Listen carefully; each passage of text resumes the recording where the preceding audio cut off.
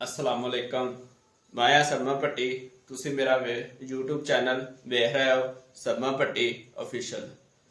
दुआ है कि तुसी अपने घर दे विच खेलते रहो वसते रहो। दोस्तों आज फिर मैं बाबा जी को अपने को आए हाँ और बाबा जी नाल गुफ्तगू करने उन्होंने को पूछने कि कैसा हाल है तुहाडा।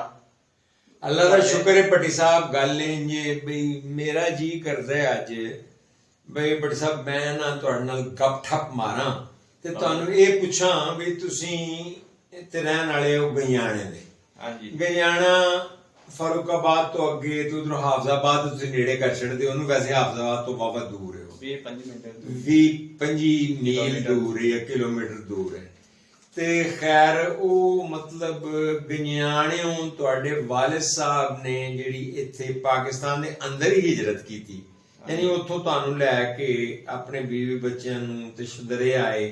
ਇਹ ਕਿੰਜ ਹੋਇਆ क्यों होया? अपना घर ते नहीं लोग छड्डदे ते पिंड दी जिहड़ी रहतल है रहन सहन दा तरीका है वो मुख्तलिफ हुंदा है ते ਉਹਦੇ बारे चंद अगर इजाजत दवो तो अज ये काम ना कर लीए। हाँ जी हाँ जी बाबा जी बिस्मिल्लाह। मेरे वालिद साहब पहले ना इत्थे ਹੁੰਦੇ ਸੀ ਇੱਥੇ ਛਦਰੇ ਪੁਲਿਸ ਵਿੱਚ ਭਰਤੀ ਹੋ ਗਿਆ ਸੀ। ਉਹ ਮੇਰੇ ਚਾਚੂ ਸੀ ਨਾ ਅੱਲਾਹ ਸੋਨਾ ਨਾਲ ਜੰਨਤ ਨਸੀਬ ਕਰੇ। ਉਹ ਚਾਚੂ ਸੀ ਇਹਨਾਂ ਦੇ ਅੱਬੂ ਸੀ ਤੇ ਉਹ ਵਹੀਆਂ ਕਰਦੇ ਆ ਤੁਹਾਨੂੰ ਪਤਾ ਟਰੈਕਟਰ ਦੇ ਵਿੱਚ ਸਾਰਾ ਦਿਨ ਟਰੈਕਟਰ ਤੇ ਹੁੰਦੇ ਸੀ, ਸਾਰਾ ਦਿਨ ਟਰੈਕਟਰ ਤੇ ਕਰਦੇ ਰਹਿੰਦੇ ਸੀ, ਕੰਮ ਵਾਹੀ ਕਰਦੇ ਰਹਿੰਦੇ ਸੀ। ਤੇ ਇੱਕ ਦਿਨ ਇੰਜ ਹੋਇਆ ਤੇ ਚਾਚੂ ਸੀ ਮੇਰੇ ਤੇ ਚਾਚੂ ਨੇ ਨਾ ਅੱਬੂ ਨੂੰ ਲੈ ਆਂਦਾ ਇੱਥੇ ਲਾਹੌਰ। ਇੱਥੇ ਅੱਬੂ ਨੂੰ ਲਾਹੌਰ ਲਿਆ ਕੇ ਨਾ ਪਹਿਲਾਂ ਰੋਟੀ ਛੋਟੀ ਖਵਾਈ, ਫਿਰ ਉਹਨਾਂ ਇੱਥੇ ਲਿਆ ਕੇ ਨਾ ਕਿਹਾ ਆ ਤੈਨੂੰ ਭਰਤੀ ਕਰਾਵਾਂ ਪੁਲਿਸ ਵਿੱਚ।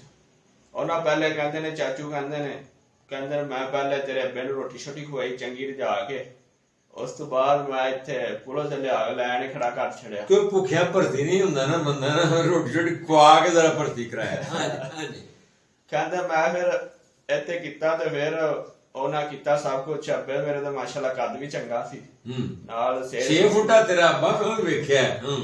ਹਾਂਜੀ ਤੇ ਉਹਨਾਂ ਕਿਹਾ ਸਿਲੈਕਟ ਹੋ ਗਿਆ ਸੀ ਹੋਵੇ। ਉਹਨਾਂ ਪਹਿਲੀ ਵਾਰ ਵੇਖਿਆ ਸੀ, ਕੱਦ ਵੀ ਚੰਗਾ, ਛਾਤੀ ਵੀ ਚੰਗੀ ਸੀ, ਉਹਦੀ ਵਜ੍ਹਾ ਤੂੰ ਉਹਨਾਂ ਕਿਹਾ ਠੀਕ ਹੈ। ਪੁਰਾਣੇ ਜ਼ਮਾਨੇ ਸੀ ਨਾ ਕੋਈ ਟੈਸਟ ਹੁੰਦੇ ਸੀ ਨਾ ਕੁਝ, ਮਤਲਬ ਉਦੋਂ ਰਿਸ਼ਤਾਂ ਵੀ ਘੱਟ ਹੀ ਸਨ। ਮਤਲਬ ਹੁਣ ਤੇ ਨਿੱਕਾ ਜਿਹਾ ਕੋਈ ਚਪੜਾਸੀ ਵੀ ਭਰਤੀ ਕਰਾਉਣਾ ਹੋਵੇ ਤੇ ਕੋਈ ਲੱਖ 2 ਲੱਖ ਰੁਪਏ ਚਾਹੀਦਾ। ਹਾਂਜੀ ਹਾਂਜੀ। ਉਸ ਤੋਂ ਬਾਅਦ ਫਿਰ ਉਹ ਖੈਰ ਅੱਬੂ ਭਰਤੀ ਹੋ ਗਿਆ। ਫਿਰ ਉਹ ਇੱਥੇ ਲਾਹੌਰ ਹੀ ਆਉਣ ਲੱਗ ਪਿਆ ਸੀ। ਇੱਥੇ ਲਾਹੌਰ ਉਹਨਾਂ ਗੁੱਜਰ ਸਿੰਘ ਇੱਥੇ ਉਹਨਾਂ ਟ੍ਰੇਨਿੰਗ ਨਹੀਂ। ਤੁਸੀਂ ਪਿੰਡ 'ਚ ਕੀ ਗੱਲ, ਪਿੰਡ 'ਚ ਤੁਹਾਡੀ ਜ਼ਮੀਨ ਸ਼ਮੀਨ ਭੂਏ ਬੰਨਾ ਜੋ ਸਾਰਾ ਕੁਝ ਹੈ ਸੀ ਤੇ ਫਿਰ ਤੁਸੀਂ ਮਤਲਬ ਪਿੰਡ ਛੱਡਣਾ ਤੁਹਾਨੂੰ ਆਸਾਨ ਲੱਗਾ ਤੁਹਾਡੇ ਬਜ਼ੁਰਗਾਂ ਨੂੰ? ਨਹੀਂ ਤੁਸੀਂ ਇੱਥੇ ਆ ਕੇ ਪੈਦਾ ਹੋਏ ਕਿ ਉੱਥੇ ਪੈਦਾ ਹੋਏ ਸੀ? ਨਹੀਂ ਮੈਂ ਤਾਂ ਉੱਥੇ ਪੈਦਾ ਹੋਇਆ ਸੀ। ਉਸ ਤੋਂ ਬਾਅਦ ਮੇਰੀ ਇੱਕ ਸਿਸਟਰ ਹੈ ਉਹ ਇੱਥੇ ਪੈਦਾ ਹੋਈ ਹੈ। ਤੇ ਉਹ ਇੰਜ ਸੀ ਵੱਡਾ ਭਾਈ ਸੀ ਮੇਰੇ ਤੋਂ, ਕਿਹੜਾ ਵੱਡਾ ਭਾਈ ਹੈ ਫਜ਼ਾਲ, ਉਹ ਵੀ ਇੱਥੇ ਪੜ੍ਹਦਾ ਸੀ ਪਹਿਲੇ ਪੰਜਾਬ ਯੂਨੀਵਰਸਿਟੀ ਦੇ ਵਿੱਚ। ਉਹ ਫਿਰ ਮੇਰੇ ਚਾਚੂ ਇੱਥੇ ਰਹਿੰਦੇ ਸੀ ਪਹਿਲੇ, 25 ਸਾਲ ਹੋ ਗਏ ਨੇ ਹੁਣ ਮੇਰੇ ਚਾਚੂ ਨੂੰ।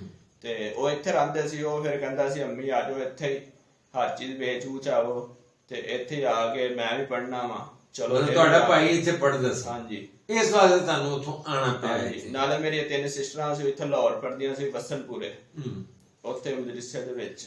ਵੈਸੇ ਇੱਕ ਗੱਲ ਦੱਸੋ ਭੱਟੀ ਸਾਹਿਬ, ਤੁਹਾਨੂੰ ਸ਼ਹਿਰ ਵਾਲਾ ਕੰਮ ਸਹੀ ਲੱਗਦਾ ਪਿਆ ਕਿ ਪਿੰਡ ਸਹੀ ਸੀ? ਸਹੀ ਗੱਲ ਦੱਸਣਾ, ਅੰਦਰ ਦੀ ਗੱਲ। ਬਾਬਾ ਜੀ ਮੈਨੂੰ ਤੇ ਪਿੰਡ ਚੰਗਾ ਲੱਗਦਾ ਕਿਉਂਕਿ ਪਿੰਡ ਲੋਕਾਂ ਦੇ ਵਿੱਚ ਪਿਆਰ ਮੁਹੱਬਤ ਸੀ, ਸਾਰਾ ਕੁਝ ਸੀ। ਲੋਕੀ ਔਖੇ ਵੇਲੇ ਕੰਮ ਆ ਜਾਂਦੇ ਸੀ, ਸੌਖੇ ਵੇਲੇ ਕੰਮ ਆ ਜਾਂਦੇ ਨੇ। ਇੱਥੇ ਕੋਈ ਪੁੱਛਦਾ ਨਹੀਂ, ਇੱਥੇ ਕੋਈ ਪੁੱਛਦਾ ਹੀ ਨਹੀਂ ਹੈ। ਇੱਥੇ ਸਾਰੇ ਮਤਲਬੀ ਨੇ ਤੇ ਸਾਰੇ ਮਤਲਬ ਕੋਈ ਸ਼ਾਇਦ ਦਿੰਦਾ ਹੀ ਨਹੀਂ ਹੈ। ਦੁਨੀਆ ਮਤਲਬ ਦੀ ਹੈ ਯਾਰ। ਦੁਨੀਆ ਤੇ ਉੱਥੇ ਵੀ ਸੀ ਪਰ ਉੱਥੇ ਲੋਕਾਂ 'ਚ ਥੋੜਾ ਪਿਆਰ ਸੀ, ਮੁਹੱਬਤ ਸੀ। ਕਹਿੰਦੇ ਨੇ ਵੀ ਪਿੰਡ 'ਚ ਇੱਕ ਬੰਦਾ ਮਰ ਜਾਂਦਾ ਤੇ ਸਾਰਾ ਪਿੰਡ ਰੋਟੀ ਨਹੀਂ ਪਕਾਉਂਦਾ ਸੀ ਕਿ ਯਾਰ ਫਲਾਣੀ ਮਰਗ ਹੋ ਗਈ ਹੈ। ਪਰ ਇੱਥੇ ਤੇ ਇੱਕ ਘਰ 'ਚ ਮਰਗ ਹੋਈ ਹੁੰਦੀ ਹੈ ਤੇ ਨਾਲ ਦੇ ਘਰ 'ਚ ਵਾਜੇ ਵੱਜਦੇ ਹੁੰਦੇ। ਔਰ ਉਸ ਕੇ ਬੈਠਾ ਹੁੰਦਾ ਇਹਨੇ ਮੈਨੂੰ ਬੁਲਾਇਆ ਨਹੀਂ ਤੇ ਮੈਂ ਕਿਤੇ ਜਾਣਾ। ਤੇ ਉੱਥੇ ਇੱਕ ਮਰਦਾ ਸੀ ਨਾ, ਦੂਜਾ ਆਪਸ ਵਿੱਚ ਕਹਿੰਦੇ ਸੀ ਯਾਰ ਨਹੀਂ ਇਹਦੀ ਰੋਟੀ ਅੱਜ ਮੈਂ ਪਕਾਣੀ ਹੈ, ਉਹਦੀ ਰੋਟੀ ਮੈਂ ਪਕਾਣੀ। ਕੌੜਾ ਵੱਟਾ ਮੈਂ ਪਕਾਉਣਾ। ਉੱਥੇ ਪਿਆਰ ਸੀ, ਲੋਕਾਂ ਦੇ ਸੰਦੇਹ ਸੀ, ਲੋਕਾਂ ਦੇ ਇੱਕ ਦੂਜੇ ਦਾ ਅਹਿਸਾਸ ਸੀ। ਇੱਥੇ ਕੋਈ ਨਹੀਂ, ਇੱਥੇ ਕੋਈ ਨਹੀਂ। ਤੇ ਫਿਰ ਇੱਥੇ ਤੁਹਾਡਾ ਕੋਈ ਬੇਲੀ ਹੈ, ਕੋਈ ਬੇਲੀ ਬਣਾਇਆ ਕੋਈ? ਮੇਰਾ ਵੀ ਇਹ ਬੇਲੀ ਹੈ ਨਾ, ਉਹਦਾ ਟੈਲੀਫੋਨ ਹੁੰਦਾ ਰਹਿੰਦਾ। ਅੱਜ ਰੁੱਸ ਵੀ ਪਿਆ ਵੀ ਮੇਰਾ ਟਾਈਮ ਇਹਨੂੰ ਕਿਉਂ ਦਿੰਦੇ ਹੋ। ਹਾਂਜੀ ਤੇ ਤੁਹਾਡਾ ਵੀ ਕੋਈ ਬੇਲੀ ਹੈ? ਬਾਬਾ ਜੀ ਬੇਲੀ ਤੇ ਆ, ਲੇਕਿਨ ਬੜੇ ਬੇਲੀ ਨੇ ਸਲਾਮ ਦਵਾਈ ਹੈ ਤੇ ਇੱਕ ਦੋ ਬੇਲੀ ਨੇ ਕਿਹੜੇ ਚੰਗੇ ਕਿਹੜੇ ਬਣਾਏ ਨੇ। ਵੈਸੇ ਬੇਲੀ ਜਿਹੜੇ ਨੇ ਉਹ ਬਣਾਈ ਦੇ ਨੇ ਕਿ ਆਪੇ ਬਣ ਜਾਂਦੇ ਨੇ? ਨਹੀਂ ਬੇਲੀ ਦੂਜੇ ਵੀ ਆਣ, ਮਤਲਬ ਕਾਰੋਬਾਰ ਵੀ ਕਰੀਦਾ ਉਂਝ ਵੀ ਕਿੰਨਾ ਬੜੇ ਨਹੀਂ ਮੈਂ ਕਹਿਣਾ ਵੀ ਬੇਲੀ ਬਣਦਾ ਹੈ ਜਾਂ ਬਣਾਇਆ ਜਾਂਦਾ ਹੈ, ਮਤਲਬ ਇਹ ਆਪਣੇ ਆਪ ਬਣ ਜਾਂਦਾ ਹੈ ਜਾਂ ਬਣਾਇਆ ਜਾਂਦਾ ਹੈ?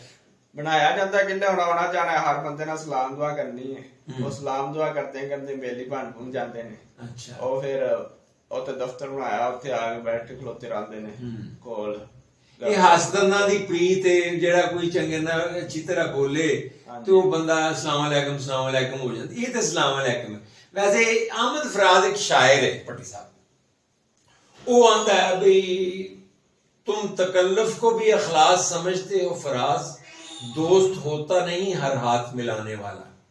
कि हर आया गया ਜਿਹੜਾ ਐਵੇਂ ਵੀ ਰਹਿ ਜਾਂਦਾ ਬੰਦਾ ਬੇਲੀ ਨਹੀਂ ਹੁੰਦਾ।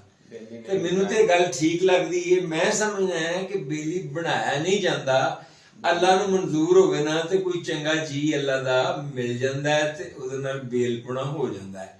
ਤੇ ਫਿਰ ਬੇਲੀ ਤੇ ਉਹ ਹੁੰਦਾ। ਤੁਹਾਨੂੰ ਮੈਂ ਇਹ ਦੋ ਬੇਲੀਆਂ ਦੀ ਕਹਾਣੀ ਨਾ ਸੁਣਾ ਦੇਵਾਂ, ਕਿਉਂਕਿ ਉਹ ਬੜੀ ਇਹ ਜਿਹੜੀ ਨਾ ਬੜੀ ਸੁਥਰੀ ਮੇਰੇ ਅੱਬੇ ਨੇ ਸੁਣਾਈ ਮੈਨੂੰ ਕਹਾਣੀ। ਹਾਂਜੀ, ਮੈਨੂੰ ਨਹੀਂ ਸੁਣਾਈ, ਉਹਦਾ ਇੱਕ ਮੇਰੇ ਵਾਲਿਦ ਦਾ ਨਾ ਬੇਲੀ ਆਇਆ ਹੋਇਆ ਸੀ ਉਹ ਘਰ, ਤੇ ਉਹਨਾਂ ਨੇ ਸਮਝਿਆ ਮੈਂ ਸੁੱਤਾ ਵਾਂ। ਮੈਂ ਲੰਮਾ ਪਿਆ ਦਾ, ਸ਼ਾਮ ਦਾ ਵੇਲਾ ਸੀ ਤੇ ਮੰਜੀ ਤੇ ਲੰਮਾ ਪਿਆ। ਬੈਠ ਕੇ ਇੱਕ ਮੰਜੀ ਡਿੱਠੀ ਹੁੰਦੀ ਸੀ ਤੇ ਕੁਰਸੀਆਂ ਮਾੜੀਆਂ ਮੋਟੀਆਂ ਜਿਹੀਆਂ ਮਾੜੀਆਂ ਘਰਾਂ 'ਚ ਹੁੰਦੀਆਂ ਨੇ, ਉਹ ਡਿੱਠੀਆਂ ਹੁੰਦੀਆਂ ਸੀ। ਤੇ ਅੱਬਾ ਜੀ ਦਾ ਬੇਲੀ ਆਇਆ ਤੇ ਉਹ ਗੱਪ ਠੱਪ ਮਾਰਨ ਦਿਆ ਸਨ ਤੇ ਮੈਂ ਨਾ ਸੁੱਤਾ ਸਾਂ ਆਪਣੇ ਵੱਲੋਂ ਨਾ। ਮੈਂ ਘੇਸ ਘੂਸ ਮਾਰ ਲਈ, ਮੈਂ ਕਿਹਾ ਵੇਖਾਂ ਇਹ ਬਾਬੇ ਜਿਹੜੇ ਆਪਸ ਕੀ ਗੱਲਾਂ ਕਰਦੇ ਨੇ, ਕਿ ਇਹੋ ਜਿਹੀਆਂ ਗੱਲਾਂ ਕਰਦੇ, ਕੀ ਜਿਹੀਆਂ ਗੱਲਾਂ ਕਰਦੇ। ਬੇਲੀ ਬੇਲੀਆਂ ਨੂੰ ਮਤਲਬ ਹਰ ਤਰ੍ਹਾਂ ਦੀਆਂ ਗੱਲਾਂ ਕਰਦੇ ਨੇ, ਗੱਲਾਂ ਕਰਦੇ ਨੇ। ਉਹ ਫਿਰ ਉਹ ਨਾ ਮੇਰੇ ਵਾਲਿਦ ਦਾ ਬੇਲੀ ਪੁੱਛਣ ਲੱਗਾ ਕਿ ਤਾਜ ਦੀ ਨਾ, ਮਤਲਬ ਉਹ ਨਾਂ ਲੈਂਦਾ, ਮੈਂ ਤੇ ਨਹੀਂ ਨਾਂ ਲੈਂਦਾ, ਮੈਂ ਤੇ ਉਹਦੇ ਵੱਲੋਂ ਬੋਲਿਆ ਵਾਂ। ਮੈਂ ਤੇ ਅੱਬਾ ਜੀ ਕਹਿੰਦਾ ਨਾ, ਮੇਰੇ ਪਿਆਰੇ ਵਾਲਿਦ ਸਾਹਿਬ ਅੱਬਾ ਜੀ। ਤੇ ਉਹ ਕਹਿਣ ਲੱਗਾ ਵੀ ਮੈਨੂੰ ਤਾਜ ਦੀ ਨਾ ਸੁਣਾ ਯਾਰ, ਉਹ ਅੰਮ੍ਰਿਤਸਰ ਤੋਂ ਤੁਸੀਂ ਆਏ ਹੋ ਤੇ ਅੰਮ੍ਰਿਤਸਰ ਦਾ ਇਲਾਕਾ ਜਿਹੜਾ ਹੈ ਉੱਥੇ ਇੰਡੀਆ 'ਚ, ਤੇ ਉੱਥੇ ਸੁਣਿਆ ਲੋਕੀ ਬੜੇ ਸੋਹਣੇ ਅੱਛੇ ਬੇਲੀ ਹੁੰਦੇ ਸਨ ਤੇ ਬੇਲੀਆਂ ਲਈ ਜਾਨ ਦੇ ਦਿੰਦੇ ਸਨ। ਹਾਂਜੀ, ਮਤਲਬ ਆਪਣਾ ਤਨ ਮਨ ਧਨ ਔਲਾਦ ਹਰ ਸ਼ੈ ਆਪਣੀ ਯਾਰੀ ਤੋਂ ਵਾਰ ਦਿੰਦੇ।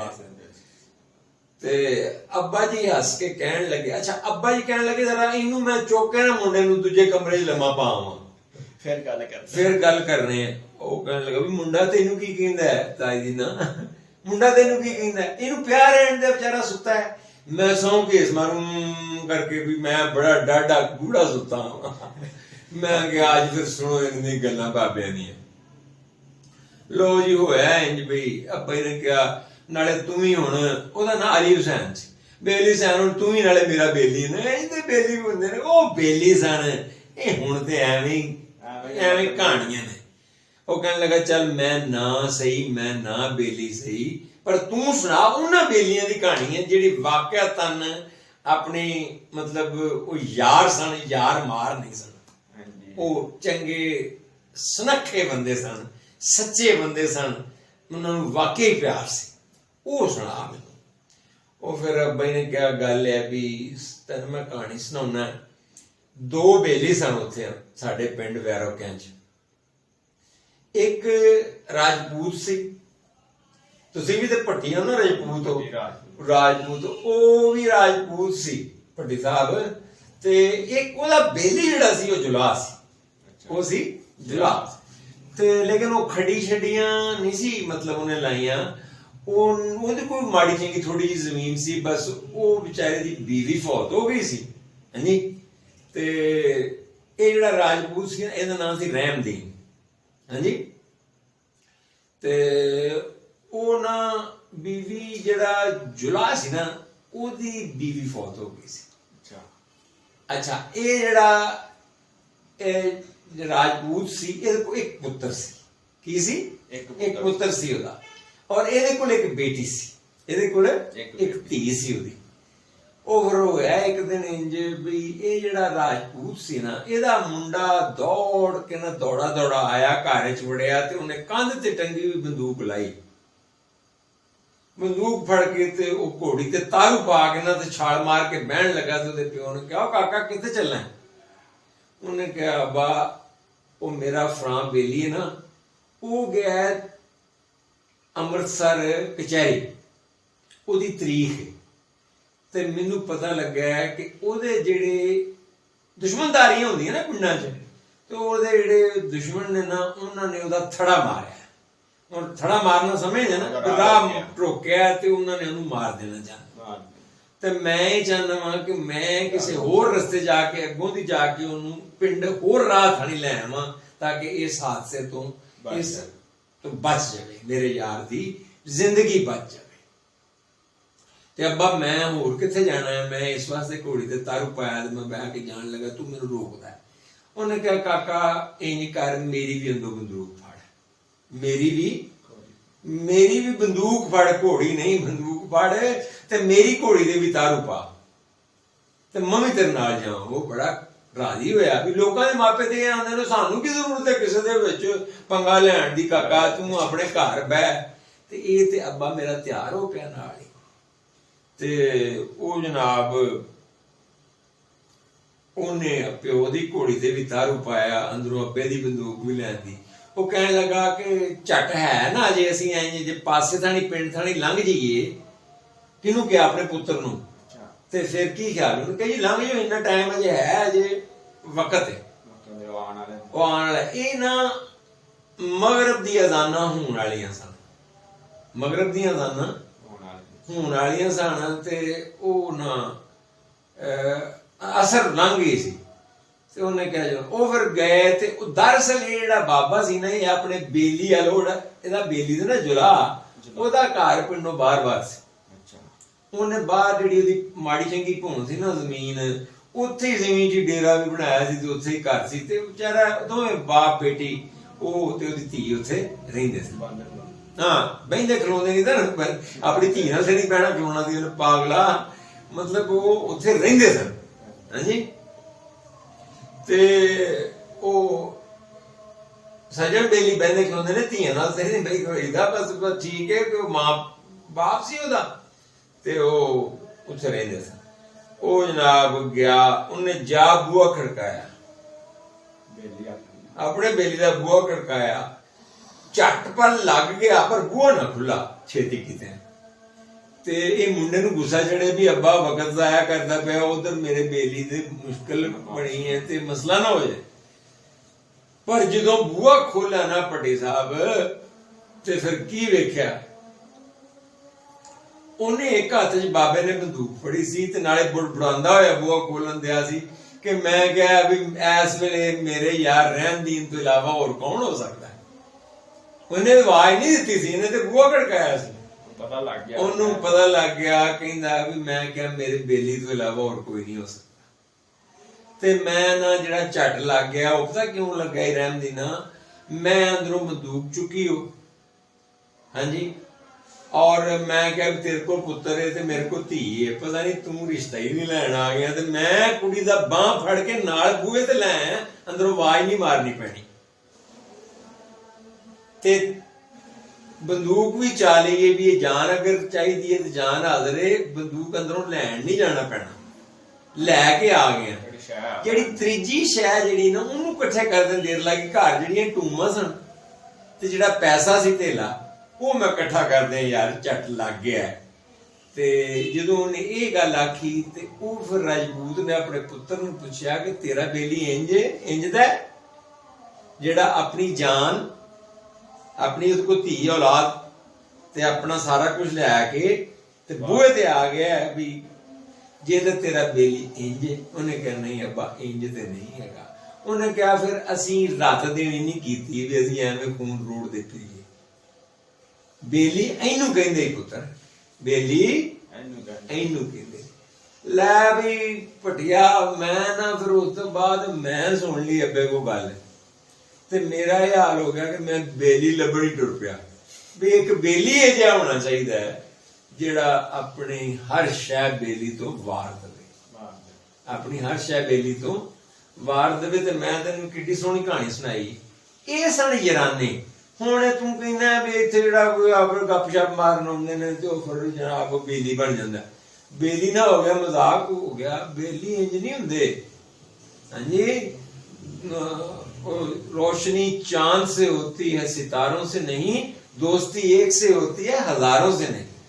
और एक ही ਹੁੰਦਾ ਜੇ ਕੋਈ ਬੰਦੇ ਦਾ ਪੁੱਤਰ ਲੱਭ ਜੇ ਤੇ ਮੈਂ ਤਾਂ ਤੈਨੂੰ ਹੁਣ ਤੇਰਾ ਬੇਲੀ ਕੀ ਜਿਹਾ ਕੋਈ ਗੱਲ ਸੁਣਾ। ਤੇਰਾ ਬੇਲੀ ਕੋਈ ਇੰਦਾ ਹੈ ਨਹੀਂ, ਮੁਸ਼ਕਿਲ ਹੀ ਨਹੀਂ, ਕੋਈ ਨਹੀਂ। ਐਵੇਂ ਦਾ ਲਾਉ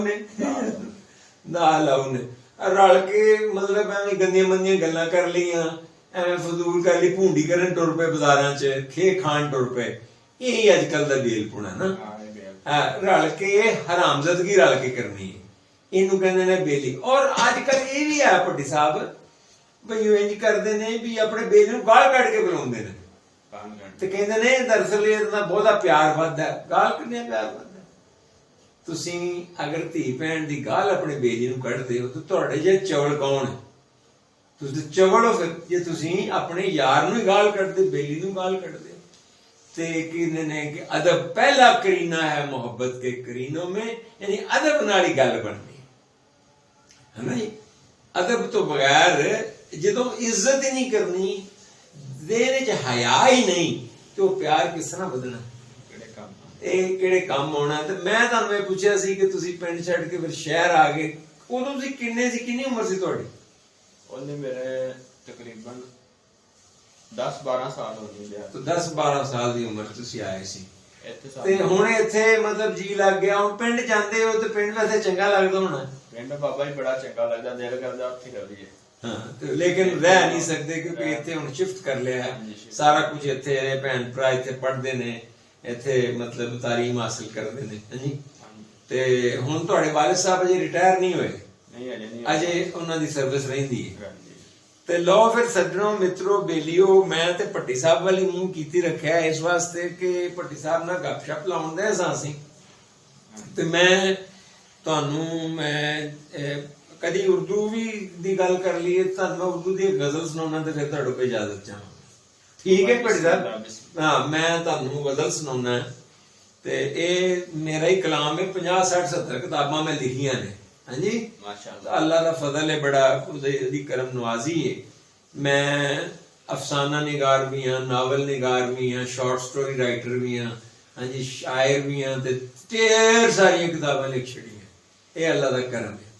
ਤੇ ਮੈਂ ਤੁਹਾਨੂੰ ਗਜ਼ਲ ਦੇ ਚੰਦ ਸ਼ੇਰ ਸੁਣਾਉਣਾ ਤੇ ਤੁਸੀਂ ਸੁਣੋ ਤੇ ਫਿਰ ਮੌਜਾਂ ਮਾਣੋ। ਤੇ ਸਾਨੂੰ ਦੱਸਣਾ ਹੈ ਵੀ ਯਾਰ ਤੁਸੀਂ ਜਦੋਂ ਆਪਣਾ ਸਾਡਾ ਵੀਲੌਗ ਲਾਈਕ ਕਰਦੇ ਹੋ, ਸਾਡੇ ਵੀਡੀਓ ਲਾਈਕ ਕਰਦੇ ਹੋ, ਤੇ ਫਿਰ ਕਮੈਂਟ ਵੀ ਦਿਆ ਕਰੋ ਕਿ ਤੁਹਾਨੂੰ ਕਿਹੋ ਜਿਹਾ ਲੱਗੀ ਸਾਡੀ। ਅਗਲਾ ਪਾਰਟ ਚਾਹੀਦਾ ਤਾਂ ਫਿਰ ਕਮੈਂਟ ਵੀ ਅਗਲੀ ਗੱਲ ਜਿਹੜੀ ਹੈ ਕੱਲ ਦੀ ਜਿਹੜੀ ਫਿਰ ਕਰਨੀ ਹੈ ਉਹ ਵੀ ਕਰਾਂਗੇ, ਪਰ ਨਾਲ ਯਾਰ ਕਮੈਂਟ ਵੀ ਦੇ ਦਿਆ ਕਰੋ ਵੀ ਤੁਹਾਨੂੰ ਸਾਡੀ ਗੱਲ ਕਿਹੋ ਜਿਹੀ ਲੱਗੀ। ਪਸੰਦ ਆਈ ਹੈ ਤੇ ਨਹੀਂ ਆਈ? ਜੇ ਨਹੀਂ ਆਈ ਤੇ ਕਹਿ ਦਿਓ ਵੀ ਨਹੀਂ ਆਈ, ਤੇ ਫਿਰ ਇਹ ਵੀ ਦੱਸ ਦਿਓ ਵੀ ਤੁਹਾਨੂੰ ਪਸੰਦ ਕੀ ਹੈ। ਫਿਰ ਕੀ ਉਹ ਬਣਾ ਲਾ ਕਰਾਂਗੇ। ਫਿਰ ਅਸੀਂ ਉਂਝ ਦੀ ਗੱਲ ਕਰ ਲਈਏ, ਪਰ ਖੈਰ ਵਾਲੀ ਗੱਲ ਕਹਿਣਾ, ਕੋਈ ਇਹੋ ਜਿਹਾ ਕੰਮ ਨਾ ਕਰਨਾ ਕਿ ਬਾਬਾ ਜੀ ਇੰਜ ਦਾ ਘੀਚੂ ਮੀਚੂ ਵਾਲੀ ਕੋਈ ਗੱਲ। ਆ ਨਾ ਨਾ ਬਾਬਾ, ਇਹੋ ਜਿਹਾ ਕੰਮ ਨਹੀਂ ਪਈ, ਬਹੁਤ ਮਾੜੀ ਗੱਲ।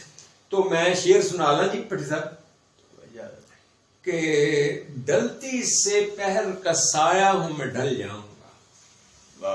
डलती से पहर का साया हूं मैं ढल जाऊंगा, तेरी दुनिया से बहुत जल्द निकल जाऊंगा। तुम के सूरज हो, तेरा मेरा तकाबुल कैसा, मैं के एक बर्फ का पैकर हूं पिघल जाऊंगा। और जख्म तरियाक को छूते ही, तरियाक कहते ने ਜਿਹੜਾ ਕਹਿੰਦੇ ਨੇ ਸੱਪ ਦੇ ਜ਼ਹਿਰ ਤੋਂ ਤਰੀਆਕ ਯਾਨੀ ਇਲਾਜ ਬਣ ਜਾਂਦਾ ਹੈ। ਮਤਲਬ ਜਿਹੜਾ ਜ਼ਹਿਰ ਹੈ ਨਾ ਉਹਨੂੰ ਜਦੋਂ ਮਾਰ ਦਈਏ ਤੇ ਉਹ ਉਹਦਾ ਇਲਾਜ ਬਣਦਾ, ਸ਼ਿਫਾ ਬਣ ਜਾਂਦਾ, ਉਹਨੂੰ ਤਰੀਆਕ ਕਹਿੰਦੇ ਨੇ। ਜ਼ਖਮ तरियाक को छूते ही भड़क उठते हैं, अब भी उम्मीद ये रखते हो संभल जाऊंगा, अब भी उम्मीद ये रखते हो संभल जाऊंगा। और तुम मुझे देख के ना रास्ता बदलना साहिब, तुम मुझे देख के ना रास्ता बदलना साहिब, मैं तुझे देख के खुद रास्ता बदल जाऊंगा। तुम मुझे देख के ना रास्ता बदलना साहिब, मैं तुझे देख के खुद रास्ता बदल जाऊंगा। और शेर अर्ज है कि अब न चीखेंगे दरीचे मेरे अरमानों के, अब न चीखेंगे दरीचे, दरीचे कहते दरवाजे नू, खिड़की नू भी दरीचा कहते। दरीचा बेसदा कोई नहीं है, गली में जानता कोई नहीं है। खुली हैं खिड़कियां हर घर की, लेकिन गली में जानता कोई नहीं है। तो मैं कह रहा सा कि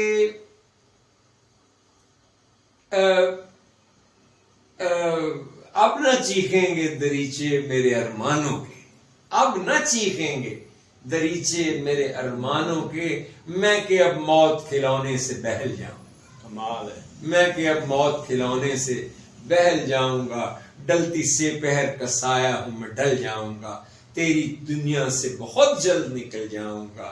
तुम के सूरज हो तेरा मेरा तकाबुल कैसा, मैं के एक बर्फ का पैकर हूं पिघल जाऊंगा। और जख्म तरियाब को छूते ही भड़क उठते हैं, अब भी उम्मीद ये रखते हो संभल जाऊंगा। और तुम मुझे देख के ना रास्ता बदलना साहिब, मैं तुझे देख के खुद रास्ता बदल जाऊंगा। एक ही तकलीफ तू ना करी, और अब न चीखेंगे दरीचे मेरे अरमानों के, मैं के अब मौत खिलौने से बह जाऊं। तानू जी गजल के जी लगी है ਇਹ ਤੇ ਫਿਰ ਇਨਸ਼ਾਅੱਲਾ ਤੁਹਾਨੂੰ ਅਗਲੇ ਵਲੌਗ 'ਚ ਜਦੋਂ ਮੁਲਾਕਾਤ ਹੋਏਗੀ ਤੁਹਾਡੇ ਨਾਲ ਗੱਪਸ਼ਪ ਕਰਾਂਗੇ ਤੇ ਫਿਰ ਤੁਹਾਨੂੰ ਪੰਜਾਬੀ ਦਾ ਕੋਈ ਕਲਾਮ ਇਨਸ਼ਾਅੱਲਾ ਸੁਣਾਵਾਂਗੇ। ਤੇ ਪੰਜਾਬੀ ਦੇ ਦੋ ਸ਼ੇਰ ਸੁਣਾਉਣ ਜਾਂਦੇ ਜਾਂਦੇ ਸੁਣਾ ਦੇਣਾ ਵਾ, ਆਧਾਰ ਨਾ ਰਹਿ ਜਾਏ ਨਾ, ਪਤਾ ਨਹੀਂ ਜ਼ਿੰਦਗੀ ਹੈ ਕਿ ਨਹੀਂ, ਕਿਉਂਕਿ ਜ਼ਿੰਦਗੀ ਮੌਤ ਦੀ ਅਮਾਨਤ ਹੈ ਨਾ, ਪਤਾ ਨਹੀਂ ਕਦੋਂ ਆਵਾਜ਼ ਪੈ ਜਾਣੀ ਹੈ, ਕਦੋਂ ਸੋਹਣੇ ਨੇ ਸੱਦ ਲੈਣਾ। ਤੇ ਉਹ ਮੈਂ ਸੀ ਕਿ ਮੈਂ ਮੁੱਕ ਜਾਵਾਂ, ਭੱਟੀ ਸਾਹਿਬ, ਮੈਂ ਮੁੱਕ ਜਾਵਾਂ ਤੇ ਮੈਂ ਮੁੱਕ ਜਾਵੇ, ਮੈਂ ਮੁੱਕ ਜਾਵਾਂ ਤੇ ਜਿਹੜੀ ਉਹ ਮੈਂ ਹੁੰਦੀ ਨਾ ਬੰਦੇ ਦੇ ਅੰਦਰ ਉਹ ਵੀ ਮੁੱਕ ਜੇ, ਮੈਂ ਮੁੱਕ ਜਾਵਾਂ ਤੇ ਮੈਂ ਮੁੱਕ ਜਾਵੇ ਤੇ ਉਹ ਹੀ ਉਹ ਰਹਿ ਜਾਵੇ। ਤੇ ਜਿਸਮਾਂ ਦਾ ਇਹ ਝੇੜਾ ਮੁੱਕੇ ਤੇ ਰੂਹ ਹੀ ਰੂਹ ਰਹਿ ਜਾਵੇ। ਤੇ ਅਕਲਾਂ ਵਾਲੇ ਚੱਕ ਹੱਥਾਂ ਨੂੰ ਵੱਢਦੇ ਹੀ ਰਹਿ ਜਾਵਣ, ਅਕਲਾਂ ਵਾਲੇ ਚੱਕ ਹੱਥਾਂ ਨੂੰ ਵੱਢਦੇ ਹੀ ਰਹਿ ਜਾਵਣ। ਹੀਰ ਤੇ ਰਾਂਝਾ ਇੱਕੋ ਹੀ ਦਿਸਣ, ਦੂਈ ਨਜ਼ਰ ਨਾ ਆਵੇ, ਉਹਨਾਂ ਦੇ ਵਿੱਚ ਵਿਥ ਨਾ ਆਵੇ। ਹਾਂਜੀ, ਅੱਲਾ ਕਰੇ ਸਾਡੇ ਸਜਣਾ ਬੇਲੀਆਂ ਦੇ ਸਾਡੇ ਦਰਮਿਆਨ ਵੀ ਵਿਥ ਨਾ ਰਵੇ, ਉਹ ਵੀ ਪਿਆਰ ਕਰਨ, ਅਸੀਂ ਵੀ ਪਿਆਰ ਕਰੀਏ ਤੇ ਉਹਨਾਂ ਲਈ ਇੰਝ ਹੀ ਗੱਪਾਂ ਸ਼ੱਪਾਂ ਲੈ ਕੇ ਹਾਜ਼ਰ ਹੁੰਦੇ ਰਹੀਏ। तो बेलियो फिर नारा मारने पाकिस्तान जिंदाबाद। भट्टी साहब इजाजत ने। हाँ जी, हाँ जी। अल्लाह दे बस, अल्लाह दे बस, अल्लाह ने के